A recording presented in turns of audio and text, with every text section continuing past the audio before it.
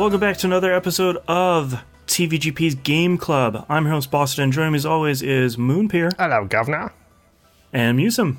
Hey. We give this warning at the beginning of every episode, but this one especially, since this game has a story, unlike a lot of other ones we've been playing lately, spoilers. So we're going to talk a lot about, probably not the beginning of the game, but a lot about the ending of the game. Yes. As we get there. So fair warning, spoilers. If you haven't played Iconoclasts, sort of tap out now. But come back after you play it. We'll still be here. Let's talk about the game itself. Released on, this says 12/23/2018. That's wrong. It was February 23, 2018, and came out on the Switch in August. Developed by Cognac and published by Bitfrost Entertainment. Came out PS4, PS Vita, PC, and Switch. Time travel. Metacritic had an 87, OpenCritic had an 85, which is higher than I was expecting. Not because I disliked the game, just that feels like a game that people would have missed or tried and not liked. No, because I think, was this one of those early access games? Because I think... Oh, maybe? I think this was one of the games that people were talking about being early access and being like, okay, this is another Dead Cells. This is another potentially high-quality game, so... It's coming. Yes. So, I can understand where the numbers came from. Appears for the release date Subnautica, which was a huge, not really indie, but sort of a huge non-AAA splash. Monster Hunter World came out on consoles. Splash, yes, thank you. I didn't even intend that. Monster Hunter World came out, which probably captured most of the headlines, and Celeste. So if there was one indie game people were going to be talking about, it was probably that one. The question we ask every month, top of the pile, middle of the pack, or overlooked? Honestly, with that peer list, middle of the pack. Yeah. Yeah, I can't think of a different answer for that. Like, it wasn't something that really sounded like it got talked a lot, but I know a few, like Daniel Rindo over at Waypoint, I know liked it a bunch. But, I mean, I tend to think of myself as keeping track of the news fairly decently, and was really not familiar with this game at all when we started it. Yeah, this is one of those games that I think I'd seen a trailer maybe a year ago, and I'm like, ooh, all right, that looks pretty cool. And I saw some reviews, and people were like, yeah, that's pretty cool. I immediately forgot about it. I think it was something we saw at E3, and we may have talked about on the show proper about probably seeing it in a highlight package for something. Right. I mean, like, and then adding it to the list. Hold on, let's see what that is. Well, now that we've played it, let's talk about the game itself, what we liked, what we didn't like. I sort of don't know where to start. Well, I know from my perspective, we can save the stuff I didn't like for the end, or towards the end of the discussion, because I have some very severe issues with this game, which come right at the backside of it. So let's start with a positive first and foremost. Mm-hmm. I'm going to probably backheel it over to MusiM in a second, but let's talk about the music, because I streamed my entire playthrough of this game from start to finish. Every single second I was playing this game, I was streaming it, and there wasn't a stream where I wasn't humming along with the music after about 4 bars. It was like, it's got a catchy little thing to it. Doom, doom, doom, doom, doom, doom, doom. Stupid music. I need to not do that. It got me again. Yeah. I'll be the negative Nancy. I didn't, especially like after you just... I'm sorry, Moonpir. I thought the music was kind of mediocre for most of the game. I thought once they started getting about... and this is probably a criticism that can be applied to the whole game. I didn't start liking some of the songs that I was hearing until about midway through the game. And like some of the later songs I think were good. I think like overall it's not a bad soundtrack. It just doesn't... It isn't... It's by the book. Yes, it's very generic. Like, it's a... Yeah. it is like I'm not gonna argue with that. Like it is a very generic soundtrack, especially for games of this type. But still, that stupid catchy riff got me every single time. I think one of the interesting things about this game is that the default gun you have has that auto aim mechanic on it, which really weirded me out to begin with. Where I'm sort of like, I'm not even anywhere close to this enemy. But I feel like with as much puzzling and platforming and motion you're doing as you're playing through the game, and as you're just sort of cooking through, especially boss fights, I feel like that's kind of a necessity that pretty quickly I was like, oh, okay, it's just making it easier on me. So when I fight, this game has more boss fights per hour than I think any other game I've played. Yep. I think that just makes that whole experience smoother. I think as well it's probably because there isn't a plant button, because that was something I lamented for a while, was the fact that I couldn't plant myself. I couldn't contra it and just be like, stand still, shoot diagonally. Right. Hold one of the triggers, use the stick. Mm-hmm. Yeah, I don't feel like the game... honestly, I felt the game's controls were pretty clunky overall. Like, it didn't... Yeah. I feel like they programmed it with outputting a lot of effort into the diagonal directions in terms of what the controls were doing. Mm-hmm. So while I did appreciate how that initial gun, changed angles depending on where the enemy was, I think it was also a necessity due to how clunky the controls were. It's like... oh gosh, I'll take heat for this. It's like Red Dead 1 with the sharpshooter. Like the sharpshooter thing is there because the gun controls are not great without it. No, you're 100% correct. You shouldn't take any heat for that. Everybody, even people who love Red Dead will admit that GTA's, the Rockstar shooting mechanics have never been the best. They are improving every single game, but they're not, by any stretch of the imagination, third-person shooter controls at any point. I think, sort of piggybacking on this controls thing, one of the most maddening design decisions in this game is that up and down are reversed for nearly everything. So, hitting down to go in a door is backwards. Hitting up to pick up a block is backwards. Like, you hit up to go in a door, you hit down to pick up a box. Like, that's how it's been since... Super Mario Brothers 2 is what I'll always remember for hitting up to go indoors. It's been since then, or before then. But, like, I always got that wrong. Every single time I had to do one of those actions, my brain was just like, oh, go in a door, hit up. And I'm just standing there like, oh, yeah, down. Okay. Yeah, I mean, it's the whole required reading thing. It's like... You're not going to revolutionize the world by changing these two directional inputs. You're just going to annoy people.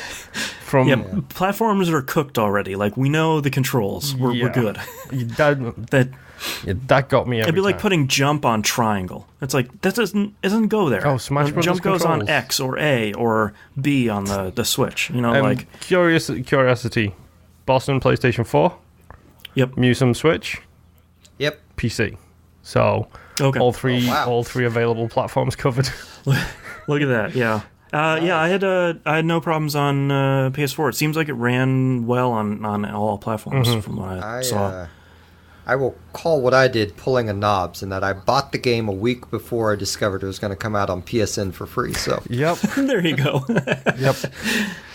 I actually really liked. I think there's a lot of stuff that I feel like I had some issues with. The music is fine, like we talked about.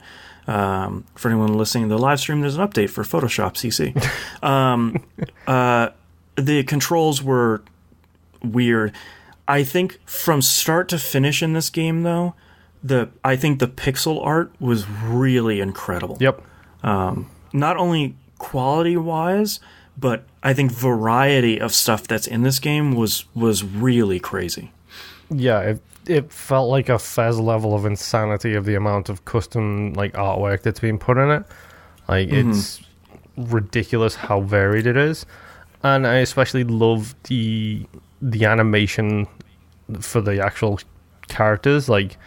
some of the little moments that they're doing storytelling or whatever, like there's a little bit of animation, and it's done so well, so smoothly, and so expressively for a bunch of like little pixel art sprites. Like, well, and like you said, there's a lot of individual stuff. Like Mina goes to hold hands with Robin, and they do that once. Mm-hmm. And it's like, you animated this whole thing for an important scene, but it's pretty crazy that you animated all of that just for a 5-second thing that they never do again. Yeah. Like that's I think that's really cool. Same with like, go ahead. I was just saying, I thought all the animations were incredible. That was one thing on the art direction I really liked. Yeah. I do disagree a tiny bit with you, Boston, in that I really like the art about mid-game and past. In like the first half of the game, I felt like it was good, but it was like the music. It was kind of generic. Yeah. Yeah. Where do you feel like it really picked up for you? The Electric Forest? Yeah, it was probably Electric. Maybe a little bit. Let me think. Because the tower is after Electric Forest. What was before Electric Forest? It's after. It was, the caves were before the forest, like that dumb, dark cave area that was the worst. The underwater city place, like, I thought that was all right. Mm-hmm. Yeah. Like, the initial city and setting, like, for me, that's where the art picked up. Oh, okay. Where the game picked up for me was when you finally went to the one concern. Yes. Yes. Yeah. Yeah, that's where stuff starts to get to really... Like, I wish they could have condensed that front half of the game into about half the time it started there. Because I know they had to have character build up for everyone for everything that happens from that point on to have impact. Mm-hmm. I just wish it took way less time to get there. Well, there's even that desert area that was sort of like, all right, this could be a lot shorter. Like there's a lot of stuff that's here, and I know they're trying to ingrain in you a lot of the wrench, like swinging mechanics, which was always felt really cool. Mm-hmm. And then like zipping your wrench along the lines, which always felt really cool. But I agree with you. Some of that intro stuff sort of felt like it needed to kind of keep moving. I think there's too many characters. Like, yes, you need to split the cast of this game straight down the middle and take out half of them, because... Like, do you need to have that much talking with Mina's mom? No. Like, I guess she feels guilty about it. Or Samba. Or, you know, or... Gustavo. Or do you need the 3 not quite agents introduced at the end? Why not just keep the 3 agents as is? Right. And then use them at the end instead of 3 new people who you're just introducing in the middle of nowhere? I was surprised about that, because they're like, all right, we're going to go to this other place, and there's like 3 new enemies. And I was like, wait, are these new? Wait, I'm going to fight these guys? Who are these guys? Mm-hmm. That's, I think in the Discord when I posted, does this game ever end? That's... Yeah. And that was around that time. I really liked the fight. The one fight I liked, and we can segue into this. The one fight I liked with Mina was the one where you kept knocking that enemy into like the electric... The fire lady fight. Yeah, I liked that one a lot, but the other ones, especially like the teleporting one... Everything to do with Mina can go away, fight-wise. God, yeah. Head controls were terrible. Shooting was not natural at all. You have 2 sticks. You have a trigger buttons. Use a twin-stick shooter control layout, not this stupid dashed line stuff. Every time I had to control her, it took me so long to remember, hit the shoot button to get the aiming out, aim, and then hit the shoot button again to shoot a gun that goes some distance. I never know how far.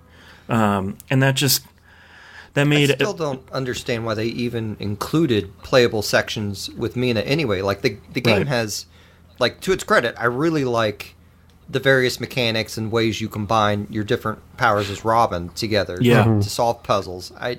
But I think the game does a bad job at having you constantly use all of those things, because there would be times I'd get to a new puzzle and be like, what the heck am I supposed to do there? Oh, I'm supposed to use this power I forgot about. And then throw like an electric rocket. And it's like, oh, I can combine. Okay. All right. Yeah. Okay. Gotcha. All right.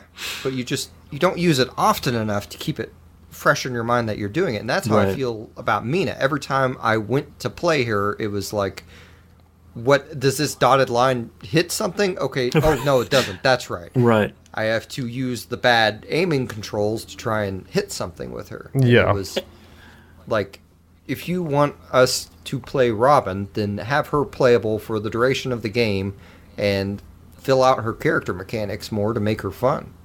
Yeah, because it's a bummer because the boss fight, I think it's the first one you fight with Mina where you're switching, where it's that like green Mayan thing the tag that battle. you're switching between.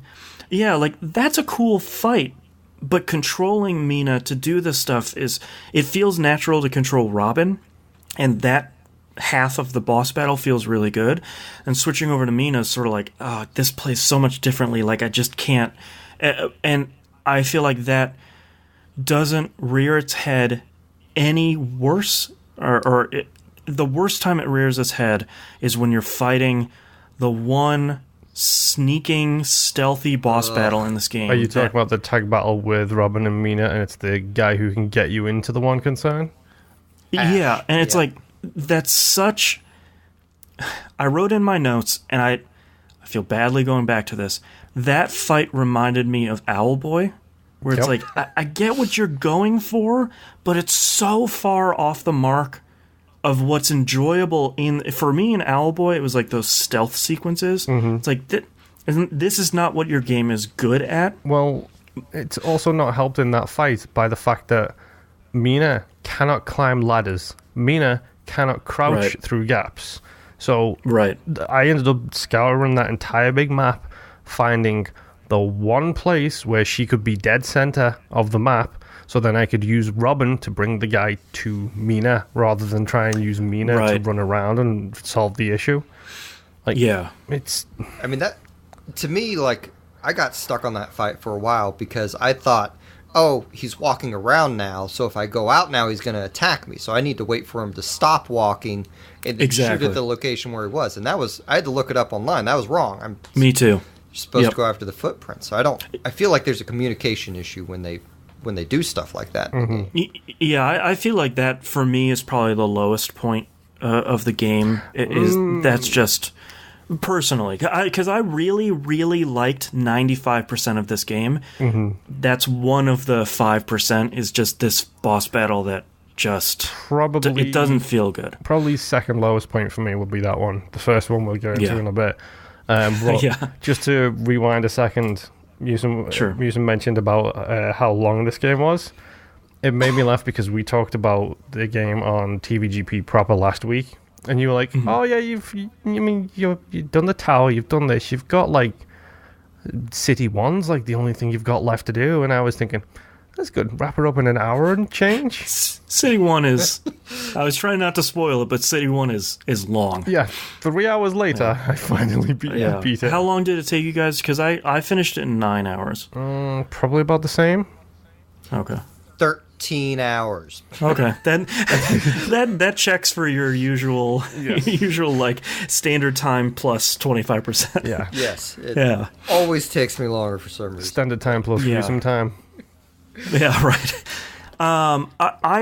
So we haven't really talked too much about the story yet because I feel like that's gonna lead into the end.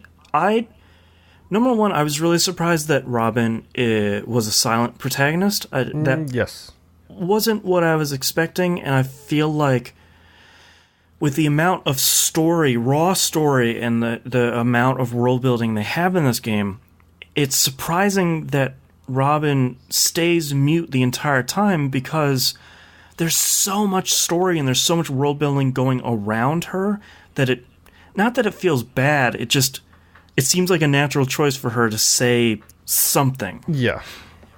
And they have those conversation options in the game, and I forgot to look up to see if those actually do anything. I feel like they probably didn't. I don't know if there's multiple endings. I don't think there can be multiple endings, but I feel like those probably are just really short, like, no, you don't have to come with me, and they're like, that's funny, I'm coming with you anyways. It's like, That's what I figured. The false equivalency of choice, where you think I kind of hated all the characters but Mina until near the end of the game. Like, I don't, like, or I'm sorry, but Robin. I got my names mixed up. Oh, sure. The protagonist, of course, you always like because that's you, and they're always right, and they're always doing whatever you feel they should be doing. But like Mina annoyed the crap out of me for like the first half of the game, and eventually I kind of liked her because won me over. But I liked that she was kind of headstrong and not always gonna make the right choice, but she's gonna go with her heart, and it never works for her. But I like that she has this sort of ethos about everything. Yeah, I mean, it's something I'll probably mention again at the end, but the game feels like it's trying to have a message, but by the end of the game, it forgets what message it's trying to get over.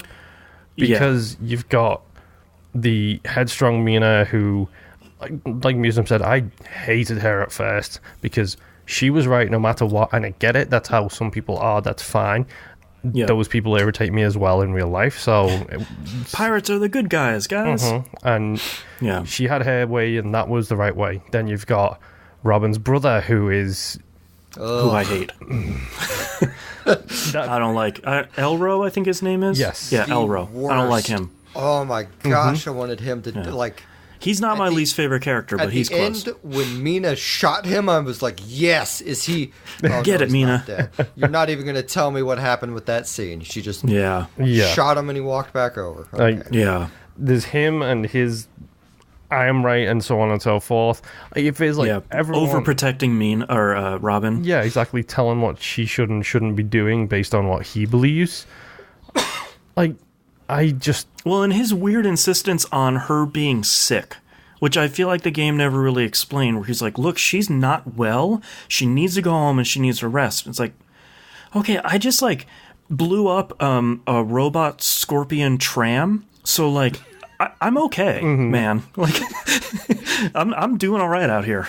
One thing that did entertain me about Elro, and this is the one point I'll give him, is he feels like a character who thinks he's the main character in the game. Yes. That's true, yeah. Yes. Yeah, that's true. He's the Cypher, to bring a Final Fantasy VIII analogy in here. I actually really liked Agent Black. A lot of the agents I wasn't crazy about, but I liked her as the game went on. I liked her more and more as she started revealing her unraveling. Backstory. Yeah, like, as she starts unraveling and as you start learning her backstory, like, there's a reason why she has so many headaches. There's a reason why she's doing all this. So there's a reason why all these agents are the way they are. And that was probably the one character I had the most sympathy, or any sympathy for, really, in the game, was Agent Black. And I think it's a great character arc, from starting with she has a lot of headaches and this guy keeps yelling, to I feel really badly for killing her at the end. I'm sorry, White is the best. The guy who just keeps yelling. I think that's White is really good. He's just incredible. Like, yeah, dies way too soon. Like, keep those three, keep them for the battle at the end, that's fine, whatever. But yeah, I think Black is my favorite character in the game. Like, Black was... Oh, sorry. Go ahead. Like, it was one of those things, like you said, MusiM, like, Robin was, without her speaking, they do a good job of telling her story. Black has the best character arc of the game, where she goes from a no face, no personality kind of villain to the most understandable character by the end of the game. Yeah. For me, Black was the character that I loved to hate. And then I had to fight too many times. For me, that was Chrome.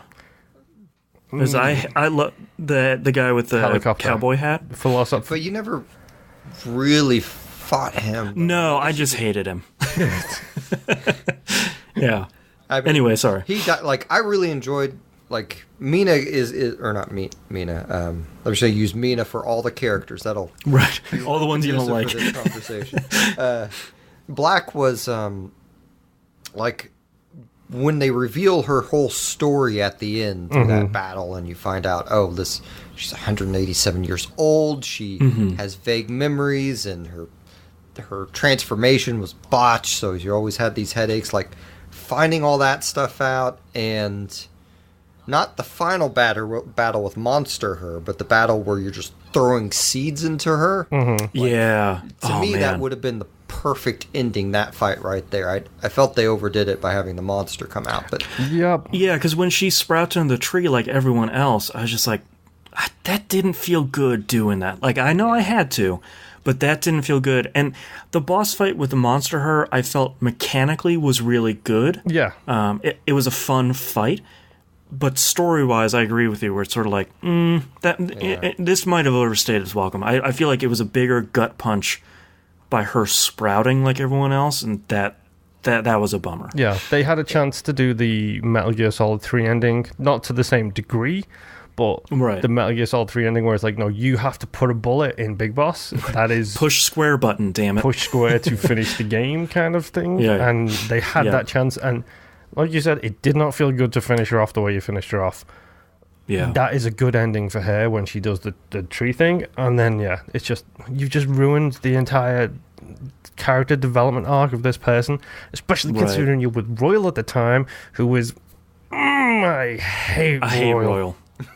I feel like one of the things that's weird about this game is I almost feel like you're supposed to feel sympathetic towards Royal because he keeps trying to do the right thing and it keeps making the planet worse. Mm-hmm. And there's supposed to be this redemption arc where he goes and finds Mother, and like she welcomes him back into her arms, and everybody's great and City 1 again.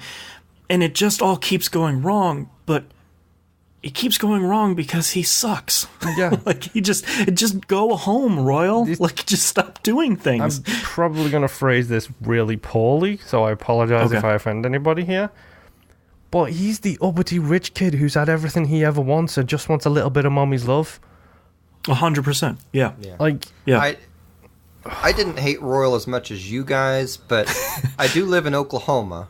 Mm-hmm. And so I grew up with a lot of royals who thought that they were the divine right of judgment. Gotcha. King Poop of the neighborhood. So, like, I've already developed the skill of, they're going off that. Oh, hey, they're back. They're going to talk like a human being again. So, like, I had sympathy for him and hopes that, he would pull it out. And when they had that scene where you were running off with him and couldn't take him through the door, like, that got me for a second. I was like, is there a way let me Google, can I save him? Nope. Crap. That got me in that I died in that area trying to figure that out. Oh, wow. Yep, okay. I literally waited. I switched places, and then I Googled it, and there are whole forum chats on how you can't save Royal. And you think it's like a Final Fantasy VI thing, where it's like, if you wait until there's like 5 seconds left, you can save him. I guess, but like when Agent Black died, I was like, well, she ripped off my brother's arm. She's already kind of irredeemable at this point. Yeah, right, she's done so much. He deserved it. Yeah, Elro deserved a lot. I mean, he deserved it. Like, Elro is horrible. But at the same time, like, all of those agents are a billion times worse. For decades and decades. And I think a part of why part of the interesting thing about Black is I think she finally snaps when she finds out that Elro's injection works and it kills them. I think that was the interesting part where she finally snaps, and it's just like, okay, this is the stakes have been upped, they've been raised, and it's going bad for Agent Black. Yeah, I do wish, like when you go up to the space station and you see everyone's names on the doors, including I can't remember Black's original name, Miranda or something, but I wonder if the game actually tells you about the rest of those characters sufficiently, or if my memory's terrible, and it did, or like maybe that could have been the better version of this game where they didn't have they condensed the beginning area with introducing you to everyone in the world and then gave you more information about. When I got to that point, I recognized almost all the names. There was like Mother and Father and Royal and some of the other people, and I think some of the other ones showed up in some of the lore stuff you could read on like computers and wall plates and stuff like that in the Teenage Towers. I think that's where a lot of that stuff showed up. Mm-hmm. Gotcha. But the Teenage Towers were overly long. Yes. That did take for... Man, I got stuck on those for a bit, because I was like, Yeah. where the heck have I not gone yet? I had to look up a walkthrough at some point, because it's like, okay, I have 4 elevators that some of them, can't go up all the way, and I was like, I need to look this up. I cannot spend 5 hours in this tower. Yeah. Jeez. That's probably where my extra 3 to 4 hours went. Probably, yeah. Yeah, I hated those towers so much. I never got into the auditorium either. I don't know if you can or not. I don't know if you... That was a weird part, too. Yeah, I think... That's one of those parts where it's sort of like, I get that you're indoctrinating the teens that are living in this tower, but maybe I sort of don't get it. Mm-hmm. Yeah. Yeah. Like, I know the game's overall message is, it's a metaphor for, hey, all these groups are siphoning the planet of its resources, and here's City 1, where it's basically us in modern day, where people just complaining about movies and games and things. Their phones and stuff. Insinuation is the United States, I assume, is consumerist culture. Yeah. Yeah. It's an interesting metaphor that I don't think quite lands like overall. But it's still a neat kind of thought experiment. I will give it that. Yeah, I mean, that's part of what I love about it is it puts all of these different sides of the argument all against each other, like in the form of the pirates and Wonkasen and City 1 and everything. It puts all of these parties at large, like this big... Everyone's coming together because there's a cataclysm on the way. And it doesn't do a thing where it ever says who's right and who's wrong, which that's fine. You don't have to make that statement. But we're probably heading very close now to the bit we... Let's just talk about the Star Worm. Let's pull off the Band-Aid. Number one, surprised the Star Worm was real. Mm-hmm. I was expecting them to go up to... What I was fully expecting to go up was to go up on the space station, number one, which I was surprised we do. Yep. Number two, I was expecting to see Father and the Space Worm dead up there. Mm-hmm. But we see it very much alive, and then, shock of all shocks, Royal ruins it by being a baby. Yep. It has a hissy fit, and sends the Star Worm to the planet. Does he send it to the planet? Like, to me, he damages the Star Worm, so you have a hitting point for it whenever you go down to the Earth. So, like, I feel like it was going to go down there anyway, because weren't they talking about the Star Worm coming? Yeah. And that being the sign of doom, so... Yeah, allegedly that was the thing that was gonna finish the planet off. I mean, it was a bird alien driving a worm, so like this space trucker bird. That's my biggest problem with this game. That's the thing is like they build all this lore about this religion about the Star Worm and so on and so forth. And if it was just a Star Worm, if you take out the reveal that happens when you get down to the planet, if you just say it's a giant beast and the royals or the mother and father and the royal all have some way to communicate with it, and he messed her up, and the planet's going to die because of him. Then you get into a fight with it, you kill it, and what happens. That's fine. You save the planet. Yeah, that bit I'm fine with because then it incorporates the huge space beast that happens to be the life of the planet, and then you can say, okay, maybe it's a cycle. Maybe every 500,000 years, this big space worm comes back after everybody's drained the planet. And if you don't stop draining the planet, then it's just going to keep coming back because it feels maybe it's a planet eater, and it some real Final Fantasy VII stuff. Yeah, it can't eat the planet if the planet is full of right. Holy comes down and meteor and yeah. That's fine. Stop it there. Oh, and there's Red 13 on a cliff for some reason. I don't know what's going on. And who's that guy coming out of a coffin with a red cape on over there? I don't know. Vincent. Yeah. Yeah. But instead, we get Fuzzy Dice Space Bird Trucker, who turns out the Space Worm is just his ship, and he's coming to fuel on the planet, and he's disappointed that they took all the fuel that they were calling Ivory? Yes. Yeah. Is he coming to fuel on the planet, or is he coming because the planet is out of fuel? I think either way, he was... I think he's coming to fuel the planet. Like, when you blow him and his space worm up, suddenly everything's living on the planet again. Mm-hmm. Yeah. Well, it's like It's also a question of like, what was that machine at the bottom like changing the climates on the planet? Like, yep. I Right. didn't quite get how that fit into the whole picture either. Oh, that fast travel thing. Well, no, like you fight the. Let me think. When is it in the game? You're trying to. No, you're with Royal. You go down. They're talking about the machine that they changes gotta the kill. spines. It changes the spines of the planet, which change the way the planet layout Ah, is. right. Okay, that part. Yeah. Sorry. Like to me, that infers that the whole planet is intended to be a machine. Yeah. But I wasn't really clear what the purpose of that machine was. Nope. And The game isn't I mean, either. obviously, the planet was dying because the one concern was sucking it, taking all its resources away. And part of me expected, like, Robin to get infused with Ivory at some point, and that never happened. I was waiting Yeah. for the brother to get that. Yeah. But yeah. Like that was the way to save him. But yeah, Yeah. the I hate to make the reference again because this occurred to me too. Was the second the space worm opened up and the giant owl-looking thing came out? I was like, wait, is this Owl Boy all of a sudden? Why? Right. Is The there, space worm, the space bird trucker comes out and it's just like, what's oh no. going on here?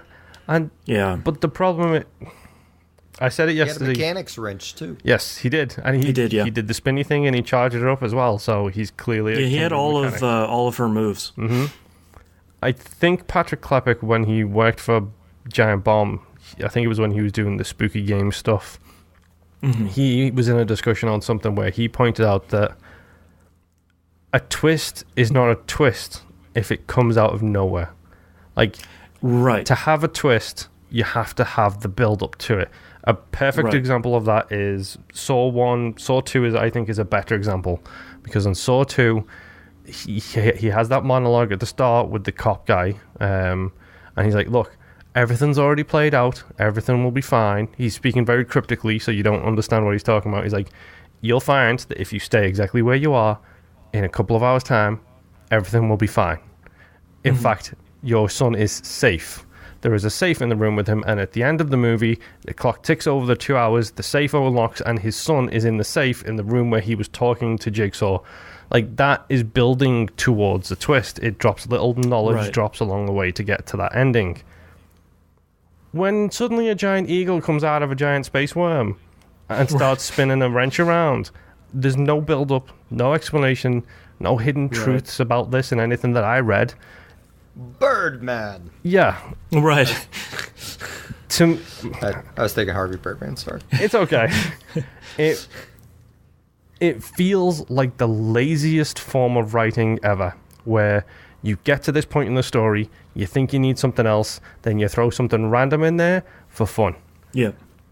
Well, and Or I think, like maybe they had explained it through something else in the game, but that should have been part of the game. So if this thing, number one, fighting the space worm by itself would have been really cool. You defeat it, the planet stays the same like it does in the ending. That would have been great. But this thing cracking open, I was sort of like, there's something inside of it, and this thing climbs out, and it's like, I don't understand any of what I'm seeing right now. Like, none of this makes any sense. And my first thought was, great, I missed something, but no, I didn't. No. I'm willing, like, I feel like this game is meticulous enough in certain areas that probably some of this information is out there and it expected us to put it together. I just don't think it did it in a cohesive way for that to happen. I think it's what it comes down to. Because, like, they've obviously put a ton of thought into a lot of areas in this. So it's... Yeah. I completely agree it's a crappy surprise, here's a alien bird thing. But at the same time, like, I can't help but think they probably thought they were putting here something clever that everyone would find that no one did, or maybe they were hinting around something that they expected people to put together that didn't. And I think that, I don't know what in the process would have done that. Like, maybe they didn't have enough I forget what they call it, like testers. Yeah. Going through and giving feedback notes and then massaging it per those notes. Or maybe this is just a very stubborn visionary of a creator who didn't want to bend what they thought the game should be exactly, you know. Similar to Owlboy, where it's like, I have a vision, I'm going to see this vision play out, and I've been married to it for so long that you're not really seeing the weaknesses. And that part, this specific Spacebird Trucker stuff really bums me out, because the whole rest of the game that isn't that, I really love. Like, I really love Iconoclasts. I know I love it way more than you guys do, but, like, something about it really clicked with me. That portion, I texted Moon last night that they try to jump the shark and, like, have something unexpected happen, but the shark just eats them. Like, out of nowhere. It's like, the shark was real and they got eaten. No.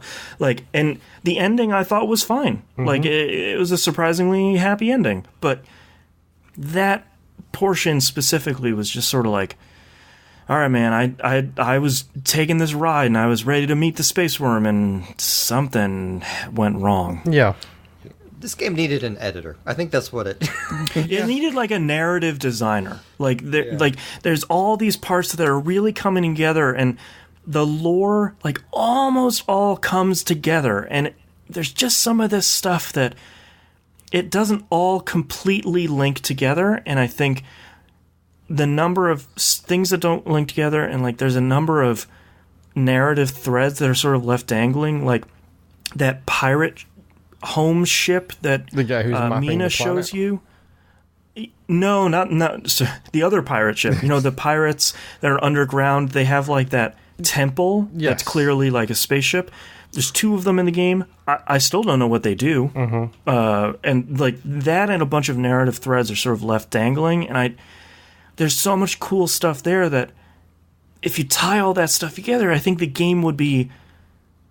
I would like it. Right now, I like Iconoclasts in spite of itself. And I think had all that stuff come together and had the Spacebird Trucker been at least hinted at a little bit throughout the game, I think it really could have been, like, this really exceptional game.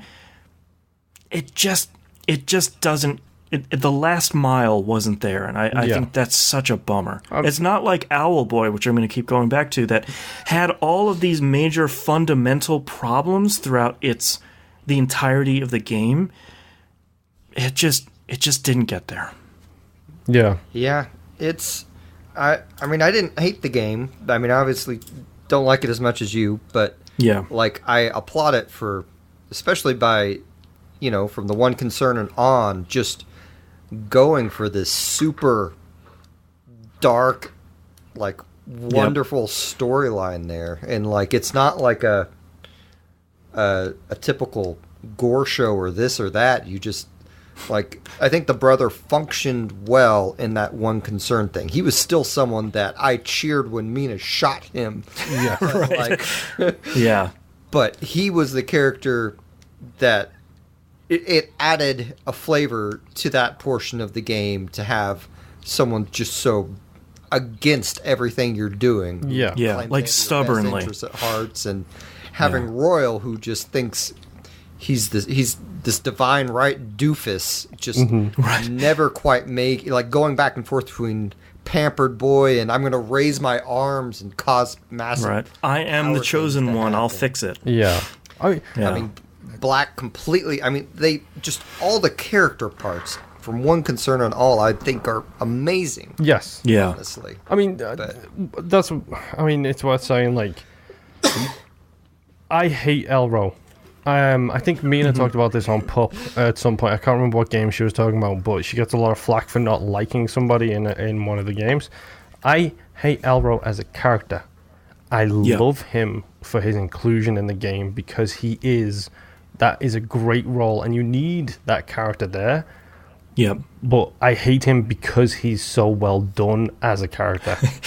Right, like everyone else is like, let's go save the planet. And he's like, no, we're going home. You guys are dumb. And it's like, all right, yeah, like, and the fact you don't see you don't see that. The other chemical person who Ishtiro, wherever her name was, knew him well enough to know, yo, I'm not an idiot. You're gonna say yes and then not push the button. Right, yeah, like you need to be careful about him, like yeah. Like there is, like you guys said, like I think the thing with the way is I do recommend this game. I genuinely do. Mm-hmm. Like I said it at the end of my stream yesterday. I was like, the puzzles are great, the platforming's pretty great, the artwork gets incredible. Starts generic. Almost all the bosses are good. There's 20 bosses, and one of them, Yeah. one of them is an unbearable poop show, which I despise. Which, funnily enough, Which one? The Elro boss fight. Oh God, yeah. Just we were talking about this on TVGP last week or 2 weeks ago. I'm tired of controlling characters that are hurt and they just crawl across the screen. Mm-hmm.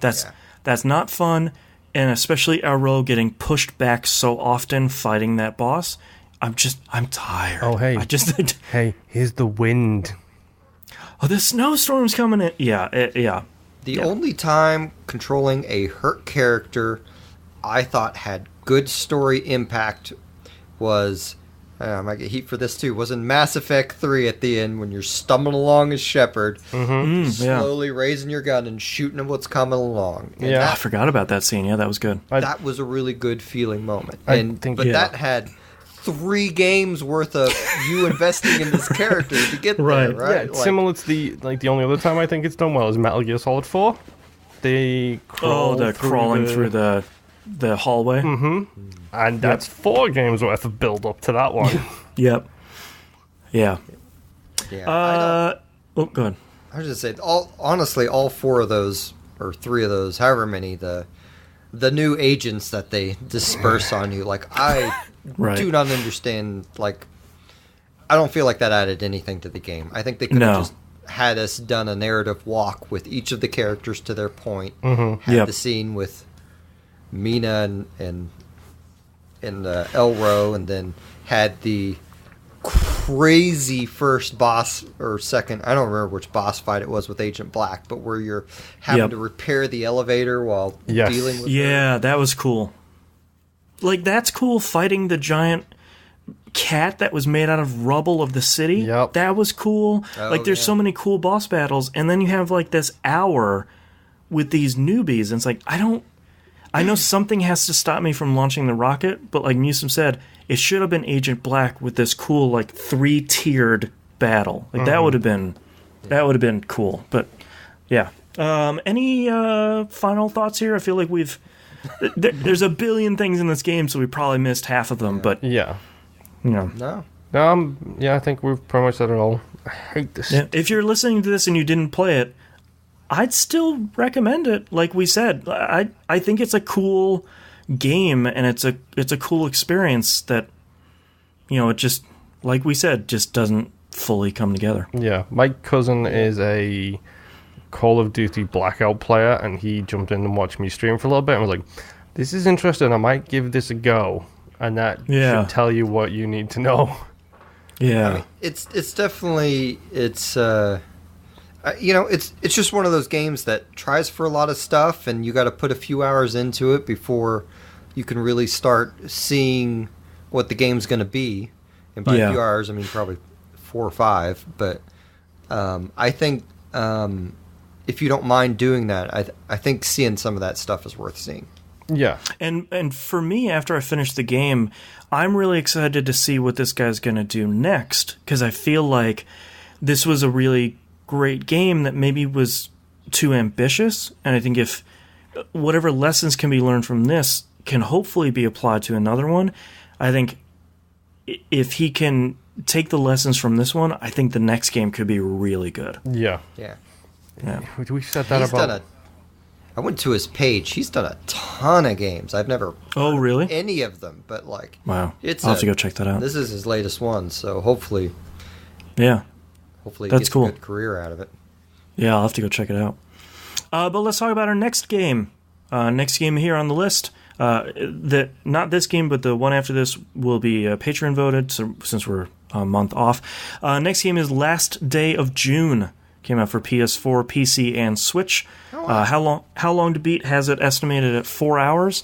I played this and talked about it a year or 2 ago, maybe on TVGP, and that's probably about 5 hours is probably where you're gonna where you're going to finish that one. So last day of June. When does this play that episode next. come out? Third Saturday of February. Okay. I mean, Yeah. when does this one we're recording right now air? On the feeds? Monday. Okay. Sunday-ish. Okay. Yeah. I'm just checking because then I can stream starting Tuesday, the next game. Yes. Rather Yep. than skip a day. Yeah, no, you're good. Okay. So last day of June, scoop that up, and thank you for listening, and we'll see you all next month. Bye.